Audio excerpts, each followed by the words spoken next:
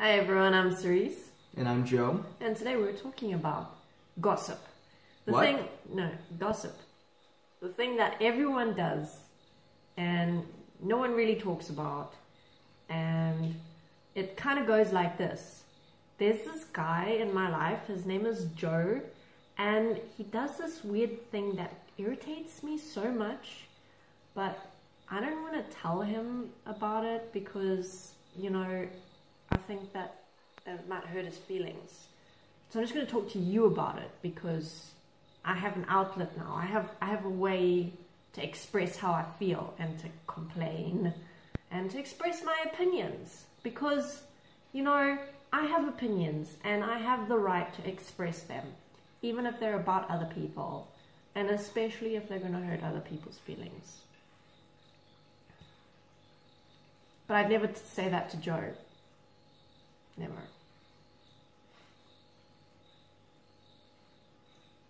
Gossip doesn't feel good, especially when you're the target of it.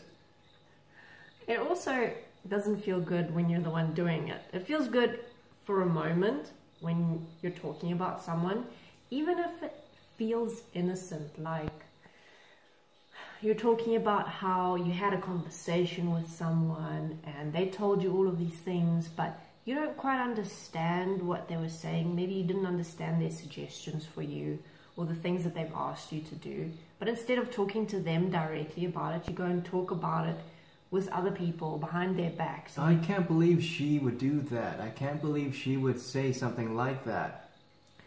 And the whole nature of gossip hinges on the fact that you talk about things and you say things that you would never say to someone's face. Yeah, and the unfortunate side effect of that oftentimes is the people who end up believing your gossip. And they form their opinions based on what you say. Yeah. But there's that saying that we all have seen on Facebook so many times, that gossip and what you say about other people doesn't define them, it defines you. But what does that practically mean, Joe? When you participate in gossip, what are you actually making a statement of? You're making the statement that you have no integrity, that you are saying things that you're not allowing yourself to really take responsibility for or hold yourself accountable to. But what does that mean, practically? Break it down. Let me break it down now. Break it down. Okay, so what does it mean when participating in gossip says more about you than the people you gossip about? It speaks to the fact that you're willing to participate in manipulation and deception. It speaks to the fact that when you talk about other people behind their back and you create gossip and spread that gossip around without taking into consideration the consequences of all of that, it says a lot about your, again, integrity. It says a lot about your character. It says a lot about your relationship with yourself. Do you lie about yourself and gossip about yourself in your own head? I think one of the big dimensions that is involved is that the relationship with yourself means basically that it's how you think about yourself, how you treat yourself, how you feel about yourself that comes out in the way that you behave and the way that you communicate. So usually what happens is when you're talking about someone else and doing it secretly, there's some part of yourself that you're trying to make yourself feel good. You're trying to make yourself feel better because you actually don't like yourself very much. You actually don't like who you are. You don't like how you look. You don't like the nasty thoughts in your head. So for a moment, you just want to forget about yourself and think about someone else and talk about someone else. Sometimes the best way to move yourself out of that experience of not liking who you are, or experiences of feeling inferior or feeling like you're left out. Sometimes the easiest thing to do to get out of that is to tear other people down. Shift your focus. Yeah, so your words start to come out as, I can't believe how inconsiderate she is. Can you believe what she did? Have you heard about this? Let me tell you all about what this person did. And la la la la la, and just tearing another person apart. But doing so only from a starting point of needing to get validation for yourself and willing to throw someone else under the bus. Willing to create lies and slander someone else. And willing to plant these seeds of doubt in other people that could take that information and react to the person you're gossiping about, damaging their relationship. For example, if Cerise started talking about how, I'm this weird dude, and other people listen to it and don't come to me to cross-reference it and just take her at her word, that could have influenced the relationships in my life. That could influence how people perceive me, interact with me. In the back of their minds, they could have Cerise's venomous, toxic, nasty, spiteful, deliberate gossip. And that's just not cool. Let's move past this now. And I can't believe she would do something like that. Absolutely unacceptable. Just unacceptable. The way she did that. You can't trust her. You just can't trust anything she says. Like, next time she says something to you, you just have to just remember she's lying. She's a lying, manipulative, conniving, a bad person. She's a bad person. She's a rapscallion. She's a rapscallion and a strumpet. And she's a bewitching rapscallion strumpet. Okay.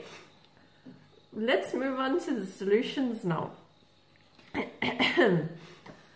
So, first thing to remember is that if you're about to say something that you are not wanting to or willing to say to someone directly, then you better not say anything.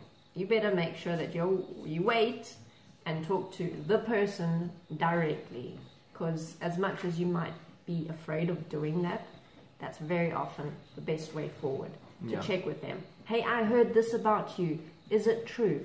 Hey, I saw that you've been doing this thing and it's been bothering me, but I'd like to talk to you about it and see why you've been doing it. I'd like to learn more about you rather than try and figure out why you've been doing these things and then form my opinion based on my interpretation of you. Yeah, also be wary of, let's say there's a shift or a schism, a rift that opened up in a relationship you have with a particular person, and you, in a way, start to plant seeds in other people's minds about why they should be on your side and side with you against this person. And you'll do so by planting little stories. Hey, have you heard about what they're doing here? And look at all the ways that they're messing up here. And look at all of this, look at all of that. Pointing out every little nook and cranny of the flaws that you selectively pick out and create little stories around and take out of context.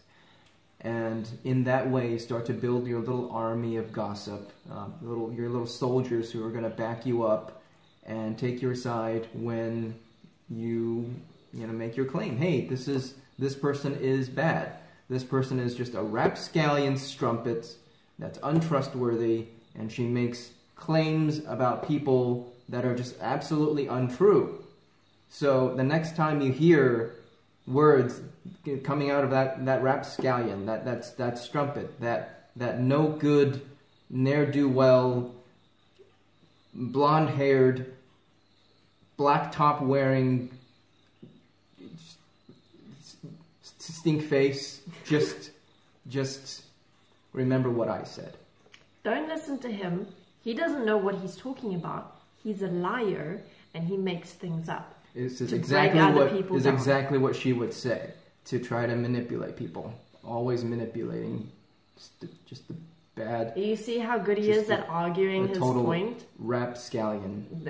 That's what rapscallions are. That's an indicator of how much you should beware of what he says, because he can make anything sound good.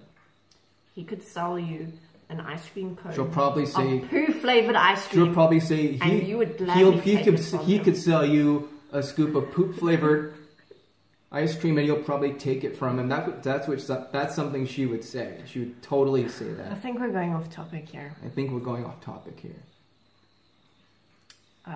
So bottom line is,